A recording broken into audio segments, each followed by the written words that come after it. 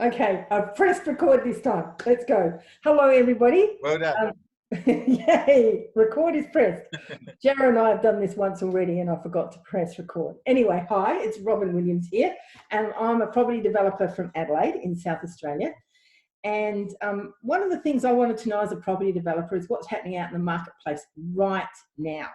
So I've kind of got there on the screen, whom I think you can see, my trusty real estate agent, Jara Holmes. Jara's from Century 21 Bayside, Brighton.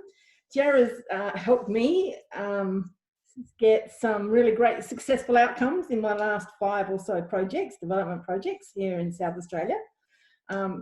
He's an integral part of my team. I would call him a friend and a real estate agent and a brand new dad. He's just had his second boy. Congratulations on baby Arlo. And Jara, tell us a little bit, first of all, about yourself. I know you're you call them principals, don't you, from Century 21. And I know you've won a couple of awards lately. So tell us how good you are, and then we'll start talking about the market. Sounds good, Robin. Yeah. So yes, thanks for the introduction and having me on to chat to, I suppose, the wide web as we're going out there. But yeah, so I own and operate the Century 21 in Brighton, South Australia. So I've done that for about, this is my 11th year selling locally in Adelaide. And quite right, Robin, over that time I've been lucky enough or fortunate enough to be a multi-award winning agent. Most recent, I suppose, of those awards, I was awarded a silver medal from the Real Estate Institute of South Australia last year for local salesperson. And within my network, the Century 21 network, I've sat in the top 2% of agents for the last 6 years in a row. Particularly, I suppose, the last 3 years, I've actually been #1 selling agent in South Australia. So, yeah, as I say to my clients, I think, or I suppose someone thinks I know what I'm talking about, which is good. And we get good results and love achieving great results for people just like Robin. Yes, thank you. And we have. I suppose what we want to know is what's happening in the market out there. I know everybody got pretty scared. So tell us, one, what changes you've seen, good and bad, and what challenges that's thrown up. And then we'll move on to how the market is, you think. So I suppose the first changes came with the increasing progression of the virus, the COVID-19 virus. And as that's escalated, and more particularly when the government started making changes, day by day, and people just didn't really know what tomorrow was going to be like or look like, and that creates, I suppose, a problem for real estate in that, real estate's a long-term investment, and people like to project forward. And when everything's changing so rapidly, how can they, I suppose, do that? So that was the challenges in the beginning.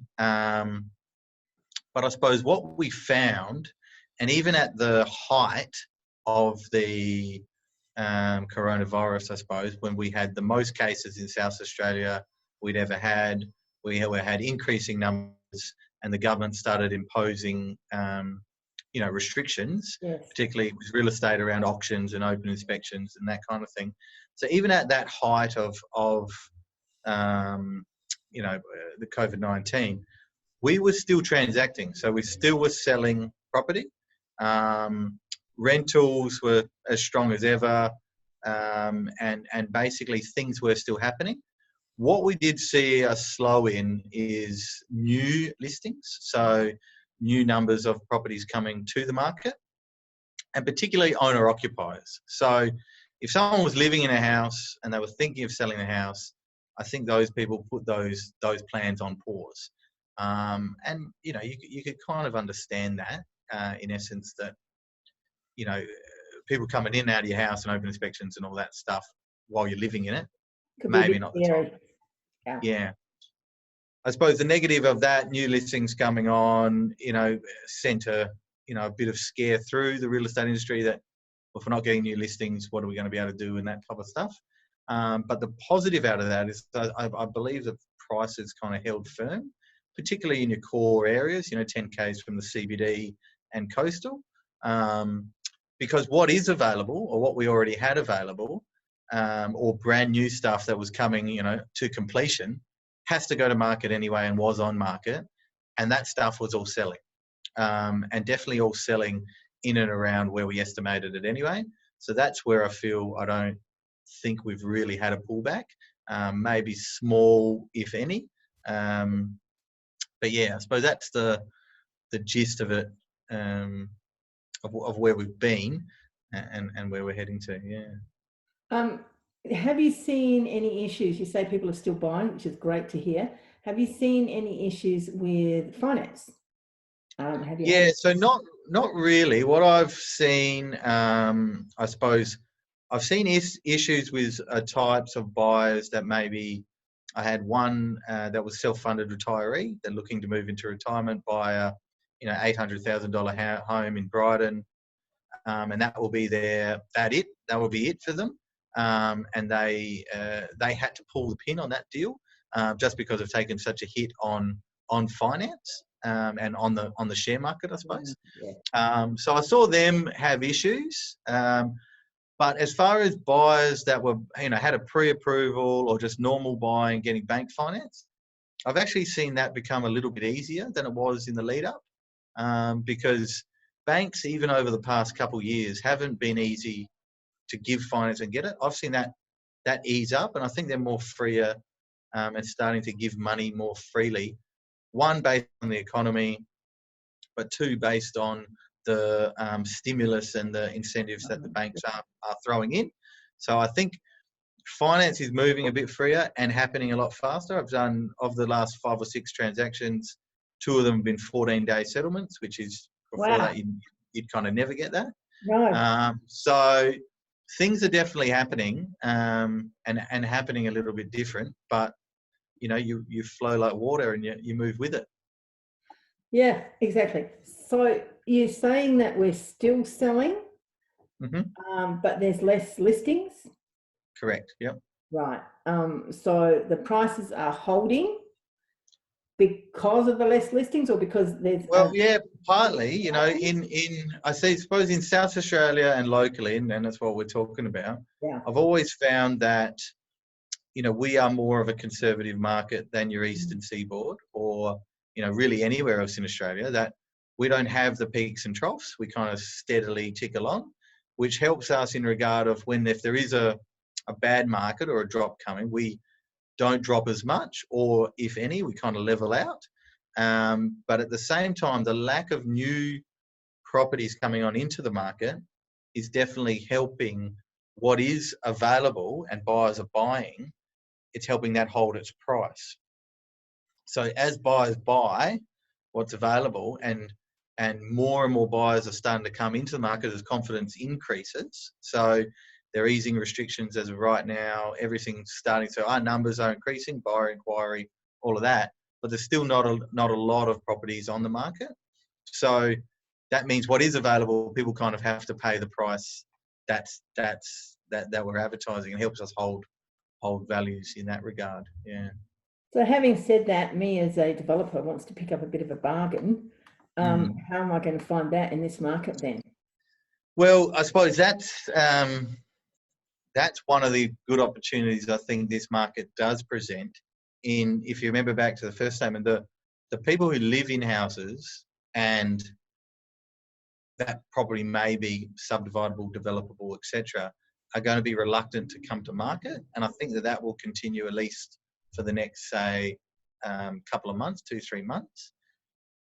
But they may have plans to sell, they may want to sell, but they would be more inclined to take a deal, look at a deal, particularly an off-market deal now, thinking that they don't know where it's heading, and they probably don't know when they can potentially, traditionally put it on market. So there'll be deals floating about through your own sources or off-market deals or whatever. And I think those deals, particularly, you should be able to get at least, 20, 30 grand under what you might potentially pay if the market was live and things were ticking along in a traditional sense. Yeah. Great. So I just need to remind you I'm around all the time, and Yeah, exactly. all those others that we know. So and also terms, I think terms are fine. So normal market traditionally people want their money, they want it now, and they get out. But in this market, if they're already thinking of holding and waiting, well, you could go 3 months, 6 months, 9 months settlements because they don't think they're going to be doing anything at that time anyway. So if you can't get more favourable dollars, you can probably at least get time and conditions as well. So I think those opportunities definitely are available and will be more so as people, I suppose, move away from wanting open inspections, wanting to be on the market. Everyone, that type of thing. Yeah. Through their house. Yeah. Great points there, Jarrett. I know you've got another appointment. But we really appreciate you spending your time with us. Is there anything else? Happy to have a chat. Because we've already done this once and I forgot to press record. The last time I think that was about it, I suppose, and then you got to look that, okay, if you can shop now, buy well, get terms, the product that you're going to have at the end of that term, which is a brand new, saleable product, is the type of stuff that's selling and moving. Because people don't mind going into a brand new home. There's no people living in there. There's no kind of social distancing issues. There's none of that there. So you have the opportunity now to buy the raw product probably at a good price, but also move through to a very saleable product. And I suppose my 2 cents, which I think I put in last time, is I think once we come through the third phase of the Prime Minister's announcement and really do come out of this, I think there'll be a new stimulus, or from what I'm hearing, whispers and rumours and whatever, there'll be the last stimulus push to kind of reignite the economy and get things going, will be some incentive around housing. Now, traditionally, all the incentives that they've ever provided around housing are for new builds, right? So they're going to push the economy and drive the economy by incentivising people to buy brand new, and that then flows on to construction and conveyances and all types of different walks of life by stimulating brand new builds and buying it. So whether they're going to discount stamp duty or they're going to incentivise first-home buyers, who knows? But the rumour is, and I would suggest it's probably factual, that last wave of stimulus will have some heavy real estate stimulus in it because there hasn't been any so far. There's really been no stimulus. Sorry, Jarrah, which is what they have done in the past too. I know there was one question I asked you last time that if we've got another couple of seconds to throw in, was who is buying at the moment, in your experience? Yeah, so basically we're still seeing, first home buyers definitely buying, professional couples and singles still buying, downsizing homeowners still buying, people that I suppose have had plans to do something or whatever are now thinking that potentially it's a good time to buy, which it is. But I've always found in these type of environments when, things are maybe up, maybe down, whatever, people will go, hey, it might be a great time to buy. And they flood to core areas. And when you're holding in a core area, coastal, 10Ks from CBD, etc., because they all go there, they help you hold the values as well. So, Great. Wonderful.